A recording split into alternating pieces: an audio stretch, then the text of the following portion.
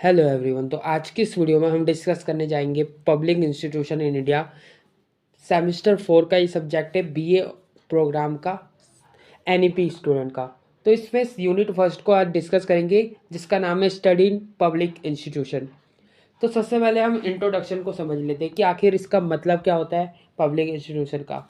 तो public institution are those institution which are established for the sole purpose of serving the public for the welfare and ensuring justice। इसमें क्या कहा गया है? तो इसमें कहा गया है जो सार्वजनिक संस्थाएं होती है आपकी, वह संस्था होती है जो जनता की सेवा के लिए, कल्याण के लिए और न्याय सुनिश्चित करने के लिए एकमात्र उद्देश्य के लिए स्थापित की गई है। तो उसी को ही हम पब्लिक इंस्टीट्यूशन के नाम से जानते हैं, यानी कि सार्वजनिक संस्थाएं के नाम से जानते हैं। आगे बढ़ते हैं हम। तो इन शॉर्टली अगर मैं आपको बताऊं तो in shortly public institution or public institution or commissions, जिसे हम आयोग भी कहते हैं। पब्लिक इंस्टीट्यूशन एज सिस्टम यानी कि बॉडी, जिसे हम निकाय भी कहते हैं। और पब्लिक इंस्टीट्यूशन एज इंस्टीट्यूशंस, जिसे हम संस्था भी कहते हैं। तो पब्लिक इंस्टीट्यूशन क्या है, जिसे हम आयोग भी कहते हैं, निकाय भी कहते हैं और संस्था भी कहते हैं। तो they are created for a specific work, यानी कि क्या कहा गया है इसमें, इसे विशिष्ट कार्य हेतु जो क्या है बनाया गया है। और where are specialization is required, जहाँ विशेषता की ज़रूरत होती है। तो इसी को ही हम पब्लिक इंस्टीट्यूशन के नाम से जानते हैं। इसमें क्या क्या आता है, आपका आयोग आता है यानी कि आपका कमीशन आता है, बॉडी आती है आपकी सिस्टम यानी कि निकाय आता है, और इंस्टीट्यूशन आता है यानी कि संस्था आती है। तो आप इसी तरीके से आप समझ गए होंगे कि पब्लिक इंस्टीट्यूशन का आखिर अर्थ क्या है, इसका मीनिंग क्या है, कि इसमें आपका आयोग भी आ जाएगा, निकाय भी आ जाएगा और संस्था भी आ जाएगी। And they are created for specific work, इसे विशिष्ट कार्य हेतु बनाया जाता है और जहाँ विशेषता की जरूरत पड़ती है। आइए आप समझ गए होंगे। आगे बढ़ते हैं। We divided into two parts. तो क्या है, हम इसे दो पार्टों में विभाजित करते हैं, दो पार्ट में बांटते हैं। पहला क्या होता है आपका कॉन्स्टिट्यूशनल बॉडीज, जिसे हम कॉन्स्टिट्यूशनल इंस्टीट्यूट कहते हैं। दूसरा होता है आपका नॉन कॉन्स्टिट्यूशनल बॉडीज, जिसे हम नॉन कॉन्स्टिट्यूशनल बॉडीज कहते हैं यानी कि इंस्टीट्यूट कहते हैं। तो कॉन्स्टिट्यूशनल बॉडीज क्या होता है आपका इंस्टीट्यूट्स, इसमें संवैधानिक होता है, यानी कि इस पूरा के तरीके से संवैधानिक होता है। संवैधानिक यानी कि एक आपकी जो संविधान की कॉन्स्टिट्यूशनल की बुक आती है ना, तो उसमें इस तरीके से जो जो आपकी बॉडी उसमें लिखी गई होती है, तो वो सारी की सारी क्या कहलाती है, आपकी संवैधानिक कहलाती है। फॉर एग्जाम्पल अगर बात करें, an institution system commission which is mention in the constitution and fully understood is called a constitutional institution. तो इसमें क्या कहा गया है, ऐसी संस्था, ऐसी निकाय या फिर ऐसा आयोग जो कि जिसका जिक्र संविधान से किया गया हो, यानी कि संविधान में उसका जिक्र किया गया हो और पूरी तरीके से उसमें समझाया गया हो, तो उसी को क्या बोलेंगे हम, संवैधानिक संस्थाएं कहेंगे, यानी कि कॉन्स्टिट्यूशनल इंस्टीट्यूट कहेंगे। तो ये क्या है, पूरा कॉन्स्टिट्यूशनल इंस्टीट्यूट है।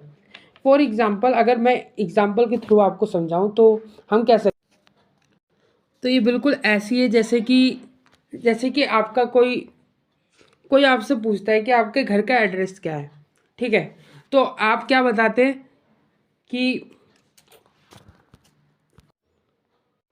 तो आप घर घर का आपका पता बताते हैं कि मैं यहाँ का रहने वाला हूँ, मेरे फादर का नाम ये है, मेरी मदर का नाम ये है, हमारा एड्रेस ये है। मीन्स आप इस एड्रेस के थ्रू आप अपने जो है पूरा का पूरा बता रहे कि आप कहाँ से बिलोंग करते हैं, है ना। तो वैसी ही कॉन्स्टिट्यूशनल जो बॉडीज़ है, इसमें बताया गया है कि कॉन्स्टिट्यूशनल बॉडीज़ कहाँ से बिलोंग करती है। तो कहाँ से बिलोंग करती है, कॉन्स्टिट्यूशनल से बिलोंग करती है, यानी कि आपकी संविधान से बिलोंग करती है, तो संवैधानिक कहलाती है ये। आइए आप समझ गए होंगे, क्योंकि ये संविधान से निकल के आई है, यानी कि कॉन्स्टिट्यूशनल से निकल के आई है, तो ये क्या कहलाएगी, संवैधानिक संस्था है। आइए आप अच्छे तरीके से समझ गए होंगे कि मैं क्या कहना चाहता हूँ। अब आगे बढ़ते हैं।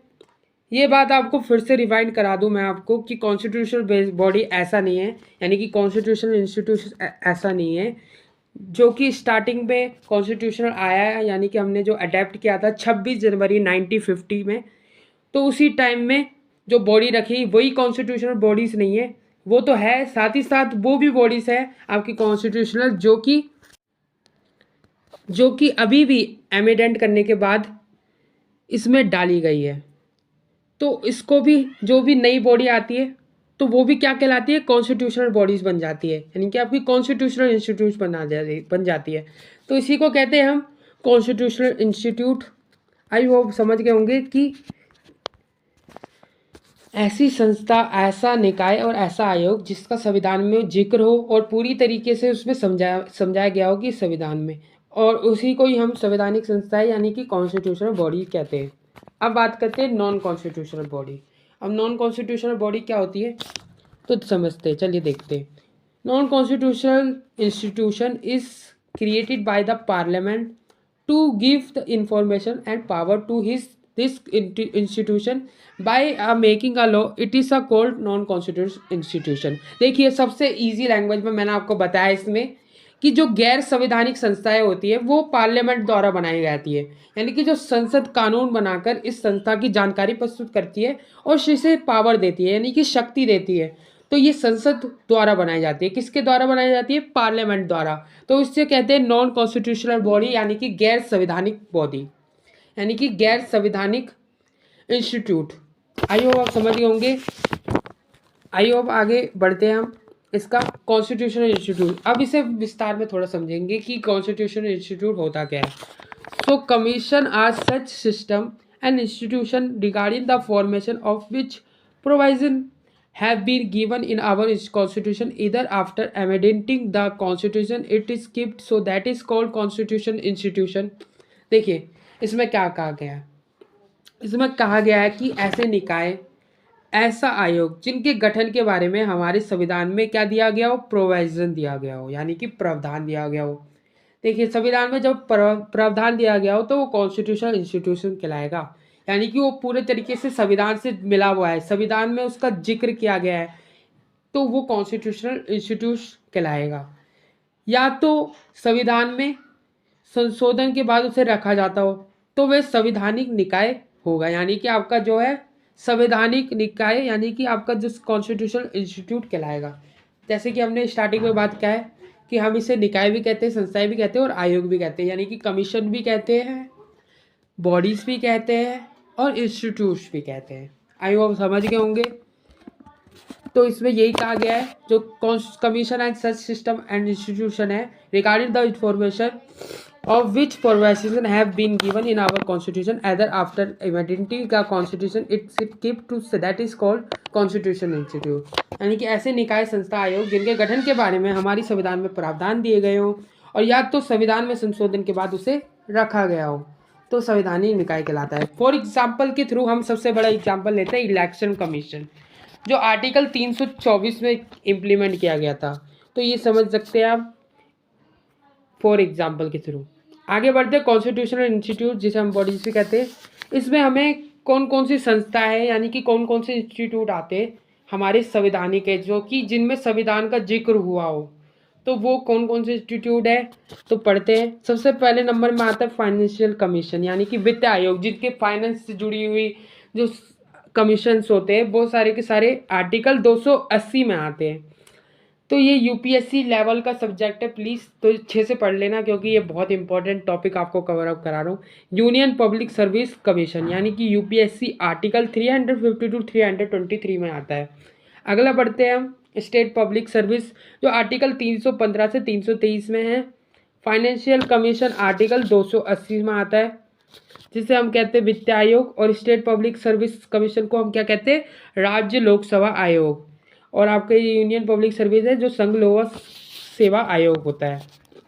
आगे बढ़े तो नेशनल शेड्यूल कमीशन, यानी कि हम बात करते हैं नेशनल शेड्यूल कमीशन, जिसे हम कहते हैं राष्ट्रीय अनुसूचित आयोग। तो आर्टिकल 338 में है। आगे बढ़े नेशनल कमीशन ऑफ शेड्यूल, जो आर्टिकल 338A में आता है। बैकवर्ड क्लासेस कमीशंस, जो आर्टिकल 338B में आता है। और Indian controller and auditor general, जिसे हम आर्टिकल 148 पे इम्प्लीमेंट किया गया है। ठीक है, आगे बढ़ते हैं। Special offer of language monetary article 350 में और स्टेट लैंग्वेज कमीशन 344 आर्टिकल में। तो ये ज़्यादा नहीं है, बहुत कम है। अगर आपने अभी पढ़ लिया इसे तो आपके आगे जो आपके जो एग्ज़ाम होते हैं उसमें आपके हेल्प करेगा, चाहे यूपीएससी का हो या फिर कोई भी कॉम्पिटिटिव एग्ज़ाम होता है आपका, उसमें ये इंस्टीट्यूट आपके आते और ऐसे ही क्वेश्चन आपके इस पर एमसीक्यूज में भी आपके इंटरनल असाइनमेंट में भी ये क्वेश्चन हेल्प करेंगे, क्योंकि कोई चीज़ से भी पूछा जा सकता है ये इंस्टीट्यूट किस में है, कॉन्स्टिट्यूशनल है या नॉन कॉन्स्टिट्यूशनल है। तो ऐसे क्वेश्चन आपके एग्जाम में आते हैं, तो प्लीज़ इसे पढ़ के जाना। आगे बढ़े हम, तो आगे नॉन कॉन्स्टिट्यूशनल बॉडीज़ के बारे में पढ़ते हैं। नॉन कॉन्स्टिट्यूशनल कमीशन इंस्टीट्यूट क्या होता है, तो देखिए, there is no provision in our constitution regarding the formation such bodies institution are commissions। तो इसमें क्या कहा गया है, तो इसमें साफ साफ कहा गया है कि ऐसे निकाय, ऐसे संस्थाएं या फिर ऐसा आयोग जिनके गठन की जानकारी हमारे संविधान में कोई प्रावधान नहीं है। यानी कि आप समझ गए होंगे कि जो कॉन्स्टिट्यूशनल है उसमें संविधान में जिसका पूरा के तरीके से जिक्र किया गया है, और नॉन कॉन्स्टिट्यूशनल में इसमें संविधान में कोई प्रावधान नहीं दिए गए, यानी कि कोई प्रोविजन नहीं दिए गए इसके। ठीक है, तो वो जो कॉन्स्टिट्यूशनल है वो संविधान से मिला हुआ है और ये संविधान से नहीं मिला हुआ है, तो इसे नॉन कॉन्स्टिट्यूशनल कहते हैं, यानी कि गैर संवैधानिक निकाय कहते हैं। यानी कि गैर संवैधानिक निकाय, आयोग या फिर संस्था हम इसे कह सकते हैं। तो यही था ये नॉन कॉन्स्टिट्यूशनल और कॉन्स्टिट्यूशनल के बीच में डिफरेंसेस। आगे बढ़े, तो 2 टाइप्स ऑफ नॉन कॉन्स्टिट्यूशनल होते हैं। तो आप ये समझिए कि नॉन कॉन्स्टिट्यूशनल के भी 2 भाग होते हैं, यानी कि इसे भी 2 पार्ट में डिवाइड कर रखा है। तो पहला पार्ट क्या होता है आपका, स्टेटरी बॉडी, जो आपका स्टेटरी बॉडी होता है। दूसरा पार्ट आपका क्या होता है, एग्जीक्यूटिव बॉडी, जिसे हम कार्यकारिणी निकाय भी कहते हैं। और स्टेटरी बॉडी क्या होता है, संवैधानिक निकाय। संवैधानिक निकाय, देखिए इसे संवैधानिक निकाय मत समझ लेना, क्योंकि संवैधानिक निकाय अलग होता है जैसे हम कॉन्स्टिट्यूशनल बॉडी कहते हैं, और स्टेटरी बॉडी अलग होता है जिसे हम संवैधानिक निकाय कहते हैं। तो इन दोनों के बीच में ज़मीन आसमान का फ़र्क है, डिफरेंसेस है बहुत ज़्यादा। तो इसे आप एक जैसा मत समझ लेना, क्योंकि बहुत दोनों में डिफरेंसेस ज़्यादा है। ठीक है, अब स्टेटरी बॉडी के बारे में समझते हैं हम। स्टेटरी का मतलब कानून और लॉ, जो लॉ होता है यानी कि एक्ट होता है। अब हम पढ़ के समझते हैं कि इसमें क्या क्या गया है। देखिए, when the parliament or the state legislature constituted a body by passing a bill and making an act, and it is not a constitutional and amendment, it is called a statutory body। देखिए साफ साफ इसमें समझ आ रहा है कि इसमें क्या कहा गया है। देखिए इसमें क्या कहा गया है, देखिए तो आप समझिए, जैसे कि स्टेटरी बॉडी, जैसे कि स्टेट क्या होता है, कानून। तो कानून यानी कि लॉ, जो आपका लॉ होता है, ये एक लॉ के द्वारा, एक एक्ट के द्वारा पास करके बनाई जाती है। किसके द्वारा बनाई जाती है, पार्लियामेंट के द्वारा, यानी कि संसद बनाती है इसे, संसद द्वारा बनाई जाती है। मतलब जब कोई बिल पार्लियामेंट में रखा जाता है तो वो क्या होता है, लोकसभा और राज्यसभा, इसमें 2 होते हैं पार्टी, एक आपका लोकसभा होता है, एक आपका राज्यसभा होता है। ठीक है, तो ये लोकसभा और राज्यसभा में पास होकर जो होता है, प्रेसिडेंट के आपके साइन होते हैं इसमें, उसके ऊपर तब जाते हैं। तो वह जो आपका एक्ट होता है उसको बिल के पास करके आपको बनाया जाता है, ये सारा का सारा ये सिस्टम। फिर उसमें प्रेसिडेंट के साइन होते हैं। तो इसी बॉडी को हम क्या कह सकते हैं, स्टेटरी बॉडी कहते हैं हम इसे। तो सिंपली भाषा में अगर हम समझे हिंदी में, तो संसद या राज्य विधानमंडल जब कोई विधायक पास करके अधिनियम बनाकर किसी निकाय को गठित करती है ना, और वह संवैधानिक संशोधन नहीं करती, उसे संवैधानिक निकाय कहते हैं, यानी कि संवैधानिक निकाय उसे कहते हैं, यानी कि स्टेटरी बॉडी उसे। तो सीधी भाषा में अगर मैं आपको बताऊं तो इसमें ये कहा गया है कि जो संसद और राज्य विधानमंडल जब कोई विधायक पास करती है तो उसे अधिनियम बना देती है, यानी कि जो उसे बना तो देती है, किसी निकाय को गठित तो कर देती है, बट उसे संवैधानिक संशोधन नहीं करती, यानी कि उसे जोड़ती नहीं है। आई होप समझ गए होंगे कि स्टेटरी बॉडी ये कहलाती है जब उसका जोड़ती नहीं है उसे संविधान में। तो इसमें साफ कहा गया है कि वो विधायक यानी कि संसद और राज्य मंडल विधान मंडल जब कोई विधायक पास कर देती है, अधिनियम बना देती है, उसे बना तो लेती है, गठित तो कर लेती है, बट उसे संविधान के संशोधन नहीं करती, यानी कि जोड़ती नहीं है। आई होप स्टेटरी बॉडी को अच्छी तरीके से समझ गए होंगे, क्योंकि बहुत अच्छी तरीके से समझा है। आगे बढ़ते हैं एग्जीक्यूटिव बॉडी के बारे में, यानी कि जो आपका हिंदी में कार्यकारिणी निकाय होता है। तो इसका मतलब क्या होता है? This type of body is form by the central government. तो इसे क्या बनाती है? ये किस प्रकार की निकाय होती है जिसे गठन केंद्रीय सरकार द्वारा बनाया जाता है, यानी कि जो सेंट्रल गवर्नमेंट है वो इसे बनाती है। फॉर एग्जांपल नीति आयोग हो गया आपका। तो नीति आयोग का पहला नाम क्या था? प्लानिंग कमीशन, यानी कि योजना आयोग था। तो उसे हटा के नीति आयोग लाया गया। तो ये हम सेकंड यूनिट में अच्छी तरीके से समझेंगे। आगे बढ़ते हैं हम। विच इंस्टीट्यूशन हैव कम, यानी कि आपके जो स्टेटरी बॉडी है उसमें कौन कौन से इंस्टीट्यूशन आते हैं, ये भी आपको जानना बहुत ज़्यादा इंपॉर्टेंट रह जाता है। तो इसे भी समझते हैं। सबसे पहले इंस्टीट्यूशन आपका आता है security and exchange board of India, यानी कि सेबी हो गया आपका, 1992 में आता है। आगे बढ़े तो हम सेकंड जो आता है आपका नेशनल ह्यूमन राइट्स कमीशन, 1993 में इंस्टीट्यूट आता है आपका स्टेटरी बॉडी में। आगे बढ़ते हैं हम। नेशनल ह्यूमन कमीशन आता है आपका 1990 में, और नेशनल मिनिस्ट्री कमीशन आपका 1992 में।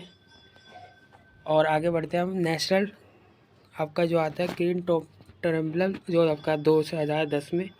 स्ट्रॉन्ग फोर्स अथॉरिटी आपका आता है 2007 में, जिसे हम सशक्त बल अधिकरण के नाम से जानते हैं।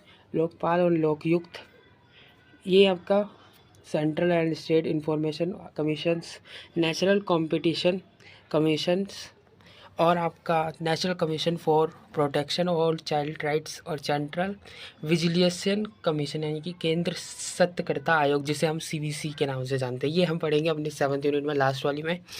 आगे बढ़ते हैं unique identification authority of India, जिसे हम आधार कार्ड। तो आप अब अच्छी तरीके से समझिए। All this institution have created by parliament. जो इतनी भी ये संस्था मैंने आपको बताई है, इंस्टीट्यूट आपको बताइए, सारे के सारे पार्लियामेंट द्वारा बनाए गए, यानी कि संसद द्वारा बनाए गए। इसका जो निर्माण किया है वो पार्लियामेंट ने किया है, यानी कि आपके संसद ने किया है। आगे बढ़ते हैं non स्टेटरी body. Non स्टेटरी body is made by the central government. ये क्या बनाती है?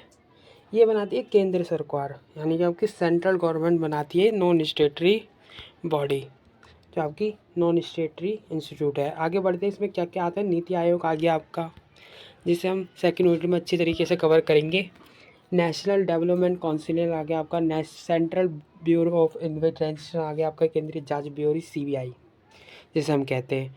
ये बात आपने ये नाम तो सुने ही होंगे। अब बात करते हैं रेगुलेटरी बॉडी। रेगुलेटरी बॉडी क्या होती है आपकी? जिसमें तीनों आती है, यानी कि स्टार्टिंग से लेके जो मैंने आपको बताया। एक आपका क्या हो गया? संवैधानिक निकाय, जिसे हम कॉन्स्टिट्यूशनल इंस्टीट्यूट कहते हैं। दूसरा आपका नॉन कॉन्स्टिट्यूशनल इंस्टीट्यूट, और उसमें नॉन कॉन्स्टिट्यूशनल इंस्टीट्यूट में आपका दो आता है, एक स्टेटरी बॉडी, दूसरा एग्जीक्यूटिव बॉडी, यानी कि संविधिक निकाय और आपका कार्यकारिणी निकाय। रेगुलेटरी बॉडी में पढ़ते हैं। In this India government bodies are established by the government or shall to set up standard for specific field of activity operation and then force those standard। इसमें क्या क्या आ जाएगा आपका? जो रेगुलर में काम चल रहे हैं, यानी कि रेगुलेटरी है ये सारे के सारे। RBI हो गया, TRAI हो गया, RDF हो गया इंश्योरेंस सेक्टर, BSI, CBCS है आपका central board of films certification, और आपका PFDA जिसे हम प्रेशन एंड फंड सेक्टर के नाम से जानते हैं, और आपका FSR यानी कि फूड से रिलेटेड सेक्टर है, जो फूड वाले।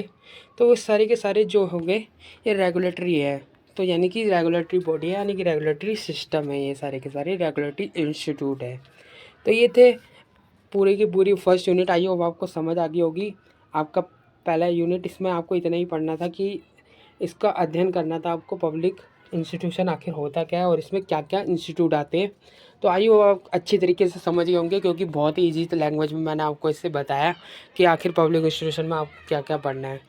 और आगे जो भी टॉपिक होंगे हम इसके जो जो इंस्टीट्यूशन आपके सिलेबस में है हम वो भी डिस्कस करते रहेंगे। वीडियो अच्छी लगी हो तो वीडियो को लाइक ज़रूर कर देना, और कमेंट में ज़रूर बताना कि मैंने कैसे पढ़ाया आपको और कैसे लगा आपको। और साथ ही साथ आपको लाइक ज़रूर करोगे तो वीडियो मेरा मोटिवेशन और बढ़ेगा, और आपके लिए मैं और भी वीडियोस आपके लिए इस चैप्टर में लेकर आता रहूँगा। और आपको मिलते हैं नेक्स्ट वीडियो में। अभी के लिए इतना ही। इसका चैप्टर 1 मैंने आपको समझा दिया अच्छी तरीके से इंग्लिश में, और हिंदी में भी आपको इससे अच्छे तरीके से बताया। और अगर आपको हिंदी में चाहिए होगा तो इन हिंदी मीडियम ज़रूर लिख देना अपने कमेंट में, तभी मैं आपके लिए ये इसकी हिंदी में एक वीडियो ज़रूर लेकर आऊँगा स्पेसिफिक, जिसमें हम हिंदी में अच्छी तरीके से और भी अच्छी तरीके से समझेंगे। तो thanks for watching this video. I hope आपको ये वीडियो अच्छी लगी हो।